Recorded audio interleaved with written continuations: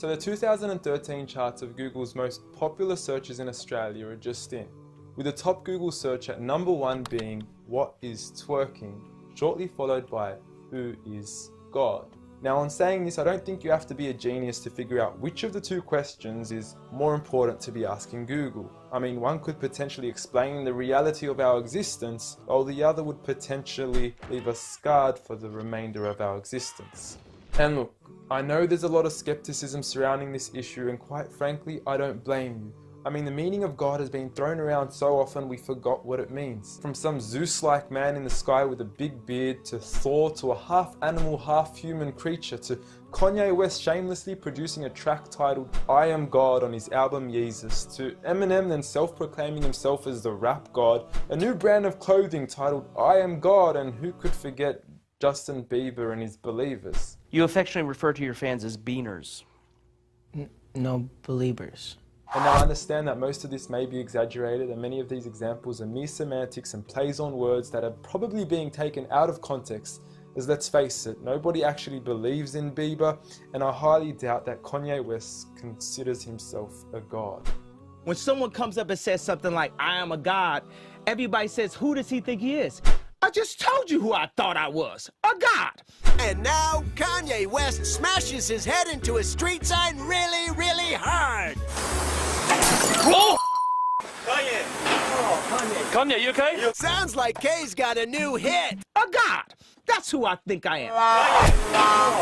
Kanye, you okay? So with all these misconstrued definitions of God, the least I could do is help clear the water and help us finally find out who is God. Well, to begin, let's start with the things that we all agree on. First and foremost, we're here. We just began and we exist. And like all things that begin to exist, they require a cause. Things don't just come out of nothing, and although at times we sometimes wish they would, they don't. If I told you that this glass sprang into existence, this glass made itself, you said Muhammad Ali's crazy. So in saying that, knowing the cause of us is crucial to understanding who God is. Although we are able to explain that we did have a beginning, as many leading cosmologists have affirmed, we are still left unanswered as to what was the cause of our beginning. And before you lash out saying, "Oh, but we can't see what happened before we began," or "you can't prove there was a creator," we say quite openly, neither can you disprove a creator. And by observing the reality of our world and our existence, its order, its structure, and the systems, I see no reason not to believe in a creator. But then one may ask, where did this creator come from? What was the cause of him? And it will go on forever and ever, which would most probably lead to us never have ever been created. So for God to exist, he must exist without a beginning, therefore not requiring a cause, making him eternal. He should also be transcendent from his creation and not bound by any of the realms he had created, whether it is time, space, or matter. For instance, when Steve Jobs makes an iPhone, he doesn't become the iPhone, he is separate. And of course, we could also argue that he is one. This makes the most sense, and it would also avoid any potential conflict between two disputing all-powerful gods with conflicting interests. But we still don't know which God is he. Are you Zeus? Are you Thor?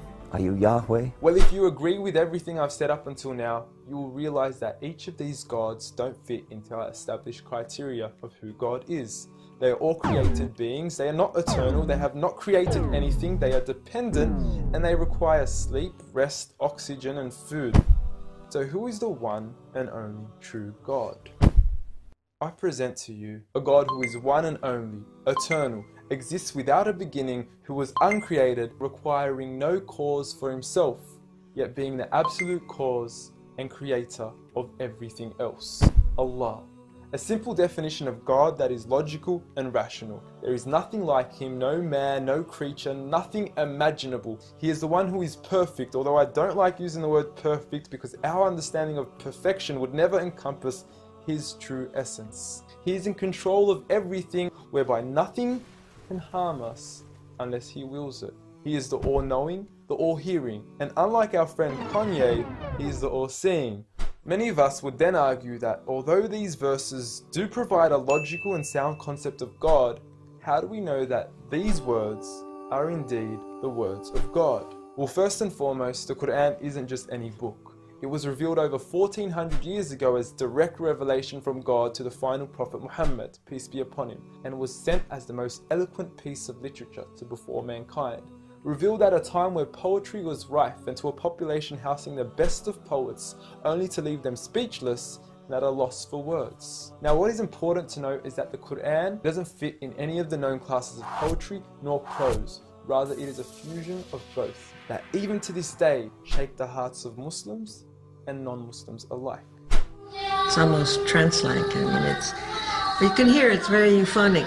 I mean, there's a lot of internal rhyme and end rhyme, and the rhythm is not predictable, and it's beautiful. Even to this day, the Quran remains incomparable and stuns humanity with its accurate references to science and history, from accurate descriptions of the human embryo to historically accurate references to the different rulers in the different Egyptian dynasties. And no matter how many times people will try to discredit the Quran on its authenticity, it remains standing. Will you please, at the very next science lesson, get some salt water, get some fresh water, and mix them and see what happens? The Quran says 2 seas, not 2 cups of water. And to those that doubt it is from God, the challenge is simple. Bring forth something that can compare. And now, although this challenge has been attempted multiple times throughout their past, history has witnessed that no man has been able to rival the Quran. But does this challenge still apply today? Well, we could surely put it to the test, and who better to choose than the self-proclaimed rap god. Call yourself the rap god. Eminem, dubbed the best of his time, being incomparable with anyone in his league. The last thing the world needs is another me. Now, if we compare the works of Allah with the works of Eminem, we are left with this. Slickety gibbity hippity hip hop, rappity rap, pack and a mac in the back of the act, pack, rap, yak, yakety yak, yak at the exact same time attempt his lyrical acrobat stunts. Look, content-wise, I don't know. However, we can't deny that lyrically he is impressive. He has rhythm, rhyme, style, alliteration, and assonance. A short video online even indicates that in one of his songs he almost made every second to third word rhyme. But how does he compare with the Quran's smallest chapter of 3 verses, Surah Al-Kawthar? Now, in just 10 words, Allah is able to use over 30 linguistic and rhetorical devices, including emphasis, multiple meaning, grammatical shift, word order and arrangement, ellipsis, conceptual relatedness, intensification, choice of words, repetition, intimacy, exaggeration, and prophecy, along with many, many more. What's also important to note is that the linguistic devices in the Quran aren't just thrown about randomly. For instance, Allah would use palindromes strategically to describe the terms glorify your Lord and the orbiting of planets, as though both processes are occurring continuously, non-stop, one after the other. The shortest chapter in the Quran also contains a rhetorical device that no one can compete against nor replicate: prophecy. At the end of the first verse, Allah promises Muhammad, peace be upon him, that he would be given abundant good at a time when he was at one of the lowest points of his life, with a small amount of followers and low social status. He had even just lost his son, and his enemies were taunting him with cut-off lineage and progeny, yet Allah was promising him abundant good at this time. Such was the prophecy of the Quran, and we certainly indeed see its fulfillment today, with the Quran being the most recited, memorized and practiced book across the entire world, with over 1.6 billion followers today from all walks of life.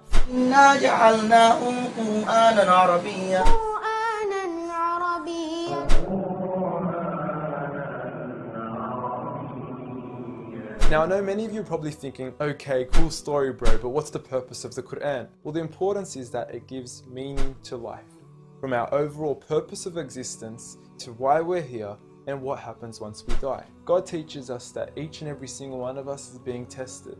We weren't created for mere play, we were created with a purpose, and that is to be obedient to God and His rules. Those who believe, there is reward, and those that don't and are arrogant, there is a punishment. And look, I apologize for trying to squeeze all this into one small video, but I've given you everything you need to know who God is and why we are here. So read.